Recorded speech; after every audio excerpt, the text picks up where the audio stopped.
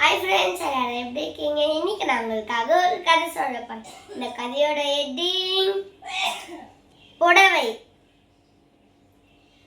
ஒரு காலேஜ் படிக்கிற அக்கா வீட்டுக்கு வந்து அவங்க அப்பா அம்மா கிட்ட சொன்னாங்களாம், அப்பா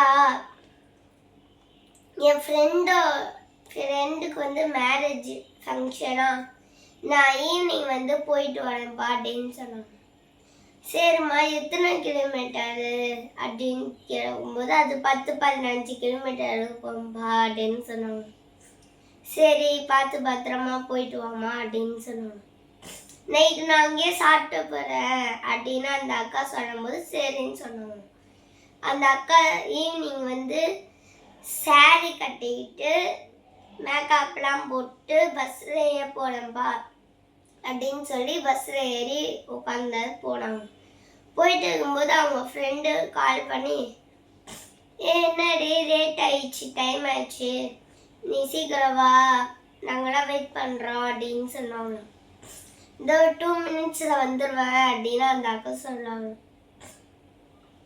சரின்னு அந்த மண்டபம் வரதுக்கப்புறம் அந்த பஸ் ஸ்டாண்ட் வந்துச்சோம். அந்த பஸ் ஸ்டாண்டில் எல்லாருமே கூட்டமாக இறங்குனாங்களா. இந்த அக்கா இறங்கும்போது அப்படியே படிக்கட்டுலேருந்து கீழே வந்துட்டாங்க. என்னன்னு எல்லாருமே பார்த்தாங்கன்னா ஏஞ்சிக்கவே முடியலையா அவங்களால. பார்த்தா யாரோ வந்து அவங்க சாரி முந்தானியில வந்து காலை வச்சு மிதிச்சுட்டு இருக்காங்க. அப்போதைக்கு அந்த அக்கா வந்து கொஞ்சம் எழுதிவிடுங்க, முந்தானி விடுங்க அப்படின்னு சொல்லி ஏஞ்சிருக்காங்க. அப்புறமாட்டி அவங்க இந்த பக்கம் மேக்கப் ஃபுல்லாக மண்ணா இருக்க. இந்த அக்கா திட்டினாங்களா, அவங்க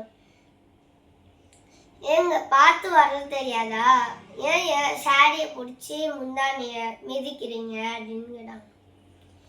ஏங்க, நீங்கள் முந்தானியை வந்து இடுப்பில் சொல்லியிருக்கணும்.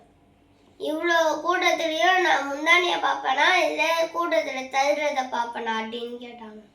சரின்னு இந்த அக்கா போய் அவங்க ஃப்ரெண்டுக்கிட்ட போட சொன்னாங்களாம். எல்லா விசாரத்தையும், உன்கிட்ட மேக்கப் இருக்கா, கொஞ்சம் நான் மேக்கப் பண்ணணும் அப்படின்னு சொன்னோன்னே அந்த அக்காவும் கொடுத்தாங்க. அந்த ஃப்ரெண்டாக இருக்க அக்கா கொடுத்தோன்னே இந்த மண்டபம் ஸ்பெஷலில் போய் மூஞ்சி கழுவிட்டு மேக்கப் போட்டு வந்தாங்க. இந்த கதையிலேருந்து நம்மளுக்கு என்ன தெரியுதுன்னா, நம்ம வந்து சில பேர் எப்போதுமே எந்த ட்ரெஸ்ஸை எப்படி போடணும்னு தெரியாது. ஒரு சாரி கட்டினா அதை இடுப்பில் சொருகணும்னு தெரியாது. இப்போ பைக்கில் போகிறவங்களே சாரி கட்டினா கூட பின்னாடி வந்து சில பேர் ஸ்டைலாக விடுவாங்க.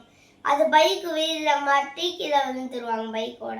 காரில் கூட அந்த கார் டோருக்கு வெளியில் கொஞ்சம் முந்தானியை விட்டுட்டு அப்புறமாட்டி அந்த கார் டோரை க்ளோஸ் பண்ணுவாங்க. அந்த ட்ரெஸ்ஸும் வெளியில் அப்படியே தொங்கும்போது வீலில் மாட்டோம்.